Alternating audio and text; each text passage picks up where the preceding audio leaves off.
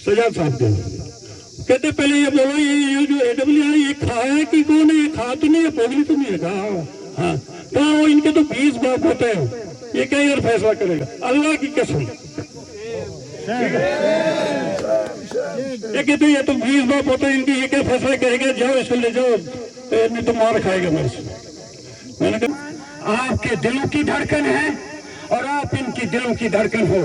राहुल जी आने वाले prime minister मुल्क के, अब सोशल मीडिया में हमारे बच्चे सब जानते हैं कि आज जरूरत है मलेगाम की, आज जरूरत है बानहाल की कि विकार रसूल को जिता कर भेजे, ताकि राहुल जी को पता चलेगा कि इसको हक देना है। PCC प्रेसिडेंट बने, CWC के मेंबर बने, चाहे हमारी 70 साल गुजर जाएंगे, वहां कोई मेरा लीडर नहीं पहुंचेगा। मैं मरहूम मेरे खालू थे, मैंने उनके पास सीखा है। या बोले जो ना ये रफीक साहब या कब ये बड़ो खून के सी गो तो लोग से खून को सोच नहीं है। मसलन सवाल ये है, आज जरूरत है बदलाव की, आज जरूरत है महंगाई को हटाना कैसे है और रोजगार कैसे हासिल होगा हमारा और आपका। प्रधानमंत्री साहब क्या कहता है MA BEd वाले को? पकोड़े तलो। क्यों भाई? रोजगार दो ना भाई। और आज जो हमारे लाल झंडी वाले कहते हैं हम 40 साल माजरा शुमारी के, मेरी मम्मा और मेरे बाप ने या सालबानी तो मुझे वोट जल्दी करें ना तो संसद में आया था कोरे बारे हो। अच्छा वन से करता से वोट तो आप चमन मुल्क। और एक बात जरूर मैं आगे बढ़ाऊंगा AWE साहब की, ये पहले बार MLA गांधी सोन, फिलहाल तो हम जीत नहीं देंगे इंशाल्लाह रहमान। जब सुकोर केस PDP वॉल जीतन में सुकोर केस, MC वॉल जीतन में सुकोर केस, दुई उमर अब्दुल्ला असे सारे अब्दुल्ला चीफ मिनिस्टर ही पास्ट खास ना खोलो पास्तुनी अदे रोल होता बेरान अलाका असे सारे पास्टी हम चीफ मिनिस्टर किस लोग चीफ मिनिस्टर बनियो। लिहाजा आपका चीफ मिनिस्टर, आपका डिप्टी CM, आपका कैबिनेट मिनिस्टर मिस्टर विकार रसूल वानी है, जिनके पास एक ताकत है बोलने की। अगर रोजगार के बारे में UT हटाई गई, UT बनाई गई, तो विकार रसूल वानी हर चौक में धरना दिया आपकी क़यादत में, आपके साथ। कोई और क्यों नहीं था? वो कहाँ गए थे? उनकी क्या स्टेज नहीं थी? उनके क्या हम और आप नहीं थे? ज्यादा टाइम न लेते हुए मैं आपको और आपकी क़यादत को यही कहूंगा, 18 तारीख को 18 सितंबर को भारी अक्षरत से अपने बुजुर्ग अपने और पुलिस्तान वाला मेरे साथ था, खड़ा था, जिसने मेरी इज्जत रखी। तो पहले पुलिस्तान वाला मेरे का हक बनता है और मैंने वो हक निभा लिया उनके लिए, और इंशाल्लाह ये हक आपका निभाऊंगा। ये खुसूसियात जो आप में है वो मुझ में है, बराबर मुझ में। आपने देखा होगा मैं एक बहुत बड़े सियासी लीडर का चेहला था, उसके साथ साथ चला, जबरदस्त चला, तलवार लेके चला। असेंबली में कोई बात करता उसका गला काट देता मैं, और पार्टी में उसकी कोई बात करता तो वो उसको उधर ही जबा करता। एक दिन एक सीनियर MLA को 3 थप्पड़ पड़ गए, ग्राम त्रिगुण। लेकिन जब निकले तो जंग शुरू। जब देखो अदब तो रखा हमने, लेकिन जो हकीकत थी वो मैं बोलता गया, और आज पार्टी कहां फिनिश। तो इसलिए मेरे भाइयों, हम जब लफ्ज करेंगे तो पक्का करेंगे। यहां डेवलपमेंट की जरूरत है, यहां अस्पतालों की जरूरत है। कोई बेचारा अखरोट उतारते वक्त गिर गया, गिर जाते हैं अक्सर, बहुत गिरते हैं अखरोट बूटों से। अगर गिर गया, ब्लड लॉस हो गया, अस्पताल पहुंचते पहुंचते वो बेचारा दम तोड़ देता है। बर्फ में कोई डिलीवरी पेशेंट है तो उसको ले जाते पता नहीं कितने मोते भी हो जाते। हमारे इलाकों में अस्पतालों की जरूरत है। यहाँ ये रोड जो आपका था, जब मैं मौलवी साहब के पास गया तो पड़ा हुआ था नीचे, दिया मौलवी साहब नहीं था, मैंने नहीं दिया, लेकिन पेंडिंग पड़ गया था, कोई पूछता नहीं था, कास्ट बढ़ गई थी इसकी, कोई ठेकेदार नहीं लेता। मैंने जबरदस्त जोर किया, टेंडर करवाया, सिंगल ठेकेदार आया, पहले कोई नहीं आया, दूसरी बार सिंगल ठेकेदार आया, फिर तीसरी बार सिंगल ठेकेदार आया, तो मैंने उस वक्त के जो कांग्रेस के कैबिनेट मिनिस्टर थे पीडब्ल्यूडी के, उसको पकड़ा। मैंने कहा इसका मतलब कोई नहीं आएगा तो रोड भी नहीं बनेगा। तो उसने अपने पावर यूज करके सिंगल टेंडर पे अलॉट करा दिया और मुश्किल से पोगल पहुंच गया। और इसी तरह से फिर दूसरा रोड मैंने नीचे कूट की तरफ, ये जो पांचल की तरफ दे दिया। उसके बाद मैं बोर्ड मीटिंग में था, स्टार्टिंग पॉइंट के लिए पैसा मैंने डाला था। अब वही कस बड़ बाबा से वहां बने हुई तुम में दाखिल घोड़े उसके अंदर डोल थे बचे। तो मैंने कहा चलो चलने दो यार, अल्लाह ताला इसका जजा देता है। रुनियाल साहब ने आगे बढ़ाया, मैं उसको मुबारकबाद देता हूँ, यहाँ भी बढ़ा, ऊपर भी बढ़ा, अच्छा हुआ। मगर इसमें इसको प्लान में डालने की जरूरत है।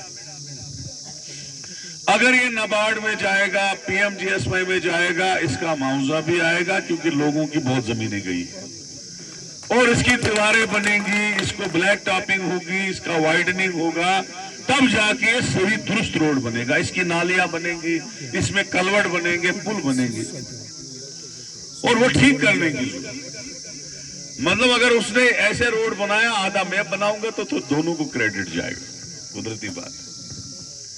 तो इसलिए मेरे भाइयों,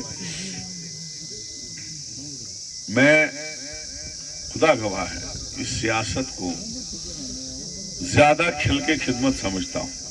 प्रोटोकॉल की कोई प्रॉब्लम नहीं है। मैं 7 साल एमएलए नहीं रहा, खुदा की कसम में उससे ज्यादा प्रोटोकॉल एंजॉय करता रहा। फर्क क्या पड़ता है? हाँ, आज 4 बॉडीगार्ड है, बाद में 6 मिलेंगे। बुधवन हिमते था या नहीं थी, बुधसा आजाद फ्री रहता मैं। ऐसा कुछ नहीं है। ये लगता है आपको एमएलए बनना ये बड़ा सख्त काम है। अगर कोई इसको सीरियसली लेना, बहुत सख्त काम है।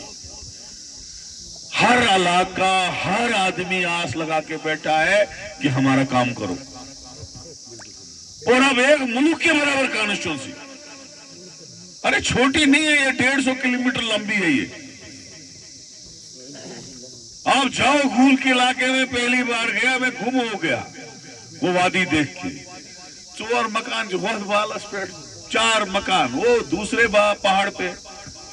ये तो फिर भी कोई कुछ ना कुछ हमारा छोटा सा है ही इकट्ठे, लेकिन वहां बड़ी दूर दराज एक पंचायत मैंने देखी, बराबर उस नाले से लेके तुलियाल तक, गागरा और ये जो कली मस्ता वाली पंचायत। बोला जनाब इसको तो छोटा करो। और उसी तरह से मैंने दूसरी देखी, भीमदासा वाली पंचायत, वो भी इतनी लंबी बड़ी, 10-12 किलोमीटर का रोड एक ही पंचायत में बन जाएगा। 15 किलोमीटर का रोड आपने शायद देखा होगा रफीक साहब। तो क्या करे एक एमएलए? एक तो पावर कब कम कर दी, दूसरा एक कॉन्स्टिट्यूंसी को 2 जोड़ दी साथ में। इसलिए असेंबली में एक मजबूत कयादत अंदर घुसनी चाहिए, कमजोर कयादत की चलनी चलेगी। इसलिए वो एमएलए बनना चाहे जो अपने दम से उन 8 कैबिनेट मिनिस्टरों में घुस जाए। और मुझे नहीं लगता है कि कांग्रेस कयादत मुझे दूसरे नंबर पे रखेगी, इंशाल्लाह पहले पे रखेगी, पहले पे। इसलिए मेरे भाइयों, आज मजबूरी है इस इलाके की एक मजबूत कयादत को आगे भेजने की। बाकी अल्लाह ताला जाने, जब 24 उठे थे, 23 ने फार्म भरा था, मैं भी था उसमें, बशीर नायक साहब। 23 ने फार्म भरा था, तब मेरा फैसला हुआ आप 24 में भर दो। 16 दिन थे, अल्लाह ताला का मौजज़ा था, मैं 3300 वोट से निकल गया और उम्र 31 साल थी। रब है, हर चीज में रब है, उसका फैसला होता है। और वो फैसला करने वाला है।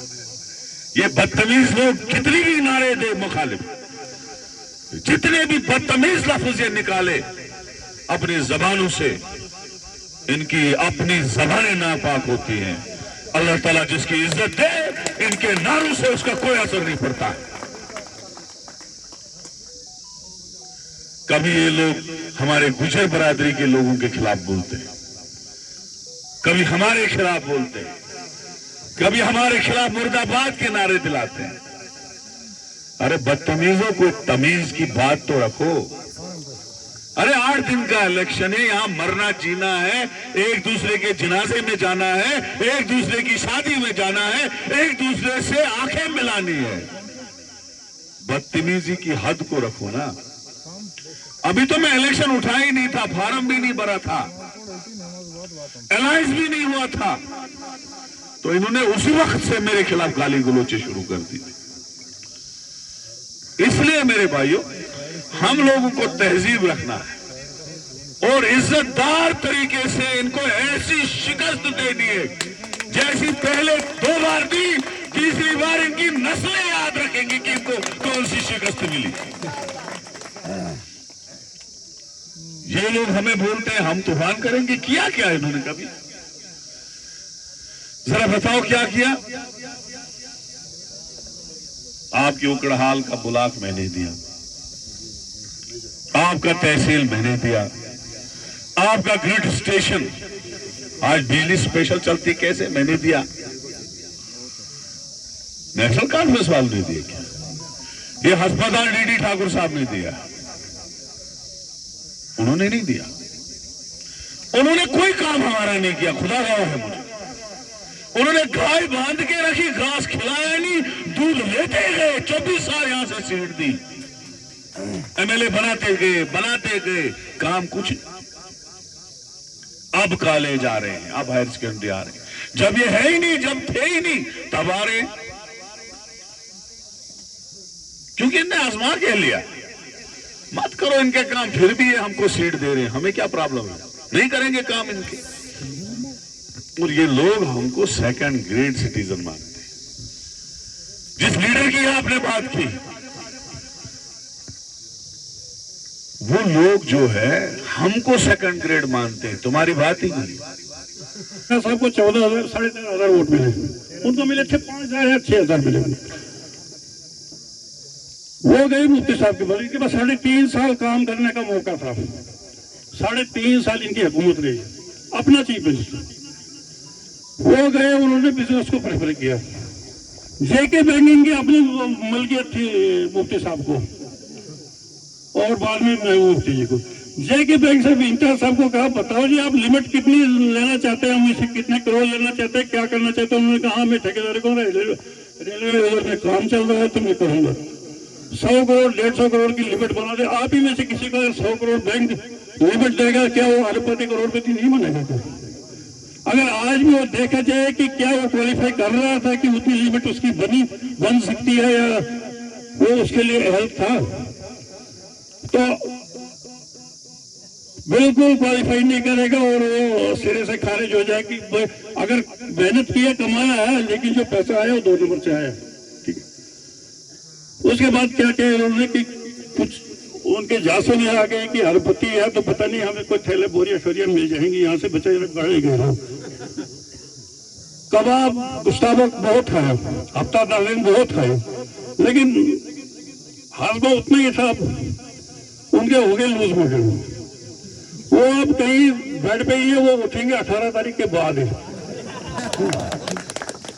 ये उनके वर्कर, शान साहब के वर्कर, वो अब गुस्ताबा रिश्ता ज्यादा हो गया ना सर, उनको लूज मोशन हो गए बेड पे।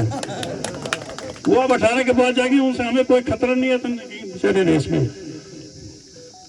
तो उनको वोट देना हमें बिल्कुल जाया ही करना था वोट। उसके बाद रहे सजाद साहब क्वालिफाइड आदमी थे, बट उनका मेरे साथ कुछ थोड़ा सा मसला एक हो गया। ये 2016 का मसला है, जब मैं नौकरी कर रहा था AEE था बंगाल में, मैंने सभी लीडर के साथ काम किया।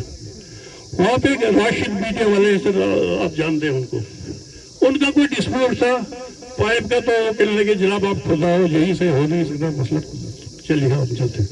उनकी करीबी रिश्तेदार हकीकी घर से नाम नहीं लूंगा, ठीक नहीं रहेगा, सजाद साहब के कहते पहले ये बोलो ये जो AWR ये खाया है कि कौन है, ये खा तो नहीं है, पोगली तो नहीं है, कहा हाँ तो वो इनके तो 20 बाप होते हैं, ये कहीं और फैसला करेगा, अल्लाह की कसम।